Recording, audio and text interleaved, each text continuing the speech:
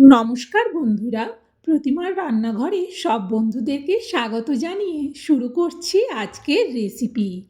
আজকে আমি কাঁচা টমেটো দিয়ে দুর্দান্ত একটা রেসিপি তোমাদের সাথে শেয়ার করব। তোমরা কিন্তু কেউ স্কিপ করে দিও না, তাহলে বুঝতে পারবে না যে আমি কাঁচা টমেটো দিয়ে রেসিপিটা কিভাবে এত সুন্দর করে বানালাম। আমি এখানে দুটো বড় সাইজের কাঁচা টমেটো নিচ্ছি। কাঁচা টমেটোগুলোকে গোটা ধুয়ে নিয়ে ছুরি দিয়ে রাফভাবে কেটে নিচ্ছি। তবে তোমাদের যদি বঁটিতে কাটতে সুবিধে হয় তাহলে তোমরা কিন্তু বঁটি দিয়েই কেটে নিও। আর আমি এখানে দুটো দিয়ে বানাচ্ছি, তোমরা কম বেশি নিতেই পারো। তবে এই রেসিপিটা বানালে কিন্তু অনেক দিন রেখে খাওয়া যায়। এটা বানালেই যে সাথে সাথে খেয়ে নিতে হবে এমন না, এটা কিন্তু বলতে পারো 1 বছরের মতো সংরক্ষণ করে রাখা যায়। ভীষণ টেস্টি হয় রেসিপিটা। চলো তোমরা কিন্তু সম্পূর্ণটা দেখতে থাকো। দেখো, দুটো টমেটোকেই ভালো করে আমি ছোট ছোট করে কেটে নিলাম।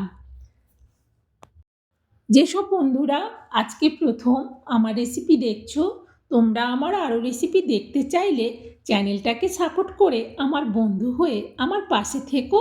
আমার জানা রেসিপিগুলো দেখে খুব সহজেই কিন্তু বাড়িতে বানিয়ে নিতে পারবে।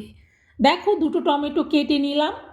এবার এতে দিয়ে দিচ্ছি পরিমাণ মতো হলুদ, দিচ্ছি 1/2 চামচ লঙ্কার গুঁড়ো। এবার হাত দিয়ে হলুদ আর লঙ্কার গুঁড়োটা ভালো করে টমেটোর মধ্যে মাখিয়ে নেব, যাতে একটাও টমেটোর খণ্ডতে বাদ না থাকে।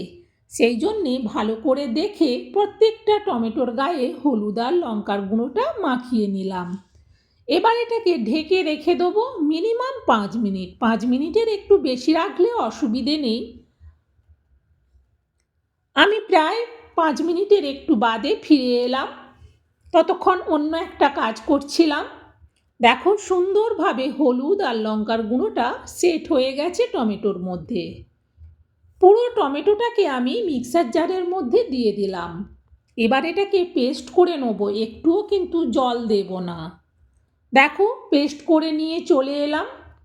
ঢাকনাটা চেপে বসে গেছে।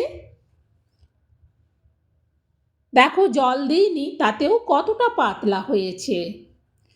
এবার এটাকে আমি সাইডে সরিয়ে রেখে দিয়ে এতে দেওয়ার জন্য নিয়ে নিয়েছি বেশ কিছুটা ধনেপাতা।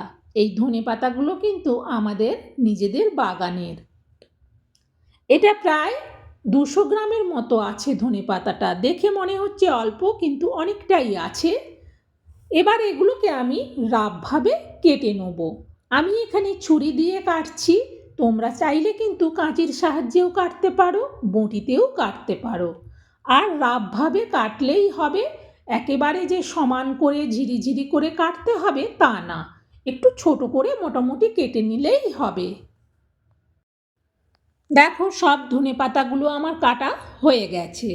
এবার মিক্সার জারের বড় জারটা নিলাম, কারণ বড় জারটা নিলে একেবারেই সবটা তাহলে পেস্ট হয়ে যাবে। সব ধনেপাতাটা দেওয়ার পর যেই প্লেটে আমি টমেটোটা হলুদ আর লঙ্কা মেখেছিলাম সেই প্লেটটা ধুয়েই অল্প জল দিলাম। ঢাকনাটা বন্ধ করে এবার ধনেপাতাটাকে পেস্ট করে নেব। দেখো, ধনেপাতাটা পেস্ট করে নিয়ে চলে এসেছি। পুরো ভর্তি ছিল, কতটা কমে গেছে। তবে দুটো টমেটোর জন্যে এই ধনেপাতাটাই যথেষ্ট। ধনেপাতাও পেস্ট হয়ে গেছে, কাঁচা টমেটোও পেস্ট হয়ে গেছে। চলো এবার বাকি কাজটা সেরে ফেলি। দেখো, গ্যাস জেলে কড়া বসিয়ে দিয়ে কড়াতে দিয়ে দিলাম সরিষার তেল। খুন্তি দিয়ে তেলটাকে কড়ার উপর পর্যন্ত চাড়িয়ে নিলাম। কড়াই আর তেল দুটোই গরম হয়ে গেছে। দিয়ে দিচ্ছি 1/2 চামচ গোটা জিরে আর দিচ্ছি 1 চামচ চিলি ফ্লেক্স। গ্যাসটাকে এখন কমিয়ে দিলাম। 2 মিনিট এগুলোকে ভেজে নিলাম। দিয়ে দিচ্ছি পরিমাণ মতো আবারও হলুদ। আবারও জিরে আর চিলি ফ্লেক্সটাকে একটু নেড়ে দিলাম। সুন্দর এর থেকে সেন্ট বেরোচ্ছে। এখন এতে দিয়ে দেবো টমেটো পেস্ট। পুরো টমেটো পেস্টটা দিয়ে দিলাম, একটু নেড়ে দিলাম খুন্তি দিয়ে।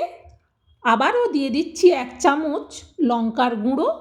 তবে ওই যে বললাম, ঝালটা যে যেমন পছন্দ করো সেই অনুযায়ী লঙ্কা দিও। ভালো করে 2 মিনিট টমেটো পেস্টটাকে সব কিছুর সাথে নেড়ে নিলাম। এবার এতে দিয়ে দিচ্ছি ধনেপাতার পেস্ট।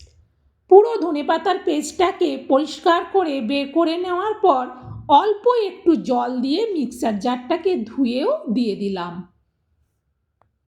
কারণ যে কিছু পেস্ট করলে মিক্সার জারের গায়ে কিন্তু অনেকটাই লেগে থাকে। এবার ভালো করে টমেটো পেস্ট আর ধনেপাতা পেস্টটাকে মিশিয়ে নিলাম। মিশিয়ে নেওয়ার পর এটা ঢেকে দিচ্ছি। ঢেকে গ্যাসের ফ্লেমটাকে বাড়িয়ে দিলাম। প্রায় মিনিট 3 বাদে আমি ঢাকনাটা সরাচ্ছি। খুন্তি দিয়ে আগে একটু ভালো করে সব কিছুকে নেড়ে দিলাম। দিয়ে দিচ্ছি এবার পরিমাণ মতো লবণ, আর দিচ্ছি এতে 100 গ্রাম চিনি। আমি এখানে চিনিটা একটু বেশি দিলাম, তবে তোমরা যদি মিষ্টি কম পছন্দ করো তাহলে চিনিটা কম দিও। লবণ চিনিটা দেওয়ার পর ভালো করে খুন্তি দিয়ে মিশিয়ে নিলাম। মেশানোর পর এটা আবারও ঢেকে দেবো। এবার কিন্তু গ্যাসের ফ্লেমটা একটু বাড়িয়ে দেবো। গ্যাসটা বাড়ানোর সাথে সাথে কি ভীষণ ছিটাচ্ছে, তোমাদেরকে একটু দেখালাম। দেখিয়ে আবারও ঢেকে দিলাম। আবারও মিনিট 3 বাদে ঢাকনাটা সরিয়ে ভালো করে একটু সব কিছুকে নেড়ে দিলাম। দেখো আগের থেকে অনেকটা শুকনো হয়ে এসেছে। দিয়ে দিচ্ছি এতে ভাজা জিরে গুঁড়ো 1/2 চামচ। ভালো করে এবার জিরে গুঁড়োটাকেও মিশিয়ে নেব। এটাকে আরও একটু শুকনো করব, সেই জন্যে জিরে গুঁড়োটাকে মেশানোর পর এটাকে ঢেকে দিচ্ছি। ঢেকে কিন্তু গ্যাসটাকে বাড়িয়ে দেবো। ভীষণ ছিটাচ্ছে, সেই জন্যে ঢাকনার ভেতর দিক দিয়েই একটু ভালো করে নেড়ে দিলাম। এইভাবে নেড়ে দেওয়ার পর এটাকে আবারও ঢেকে দিচ্ছি। গ্যাসটাকে কিন্তু এবার অফ করে দেবো। অফ করে এটা মিনিট 5-6 বাদে ফিরে এসে এর থেকে ঢাকনাটা সরাচ্ছি। প্রায় মিনিট 5-6 বাদে ফিরে এসেছি।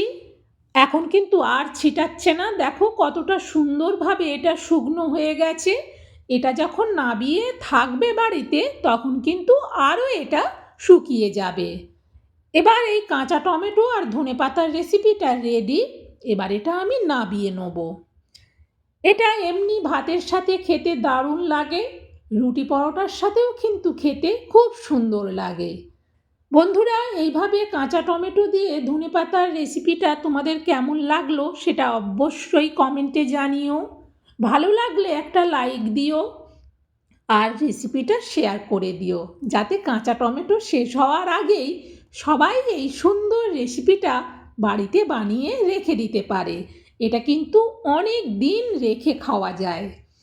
আজকের মতো রেসিপি শেষ। আবার অন্য রেসিপিতে দেখা হবে। সবাই ভালো থেকো।